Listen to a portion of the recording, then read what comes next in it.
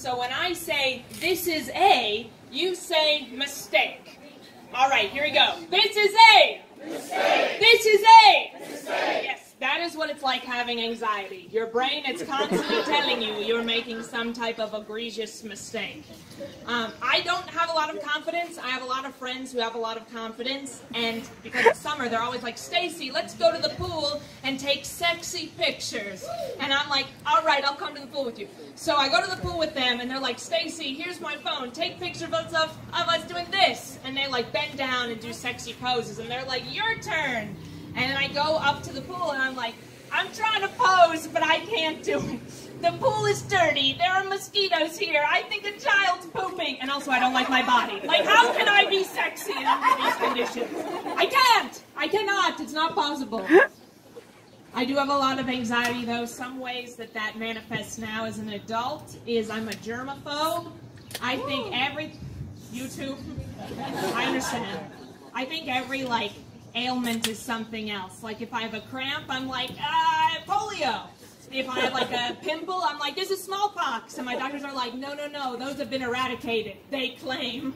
But a big thing for me is I'm always looking at my body and I'm like, I think I'm pregnant. And then my doctors are like, no, no, no, Stacy, you don't understand. You don't have penetrative vaginal intercourse. And I'm like, oh, really? Well, Jesus has come from somewhere. Where? I'm Jewish, I don't know, but I've listened to you Christians and I've heard. So I know Jesus came from somewhere that had nothing to do with sex, nothing at all. This is a mistake. You're correct. Yes, doctors are right. I had a period app for a while because once I went to the doctor and they're like, when was your last period? And I was like, I don't know, 3, 4 days, maybe a week. Just put a week ago. And they're like, we can't do that. And I was like, you don't understand, like I can't track my period. And they're like, yes, you can, Miss Axler. It's on you to track it. So I got a period app. And then everyone's like, delete your period apps. Like, you don't want the government to know when your period is. And I was like, that's so true, but now I don't know when my period is. So like, the government is in the wrong, and I am too. And now my doctor's like, when was your period? And I was like, I don't know, maybe a week ago, who knows? So now I have to try it using a regular calendar. But then, because I'm kind of an anxious person, I was like, what if the calendar gets in the hands of government? So I was like, they can't know when my period is. So I was like, well, how can I bamboozle them? So now I label my period as Mitch McConnell.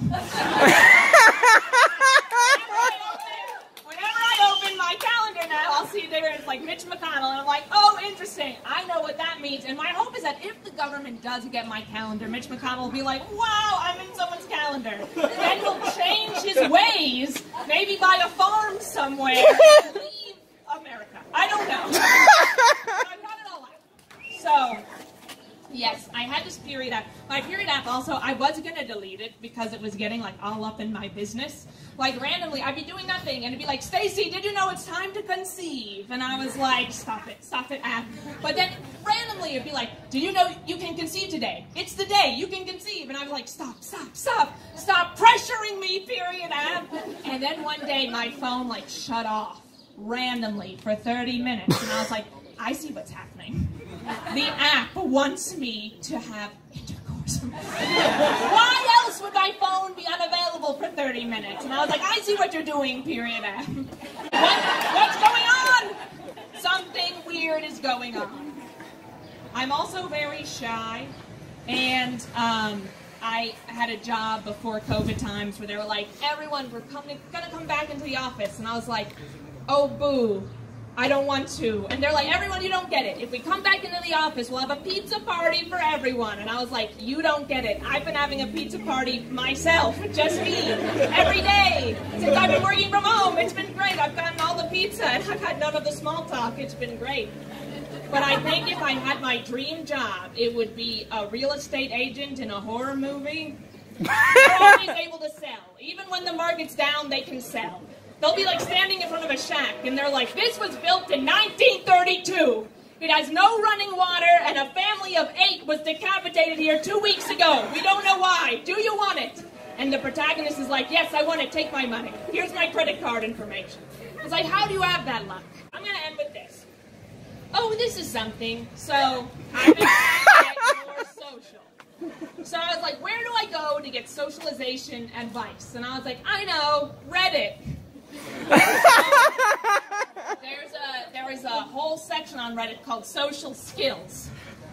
And I realized very early on, with little horror, that I was the most socialized person on this group. I was like, oh, how? But I stumbled upon this thread that I found really insightful, and it was titled this, and I want you all to think on this.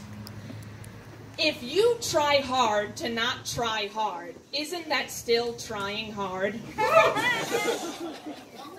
All right, Socrates Jr., like, you've changed the face of my life. I get it. Like, now I just worry about trying too hard. I know. Everybody, you've been a wonderful audience. I've been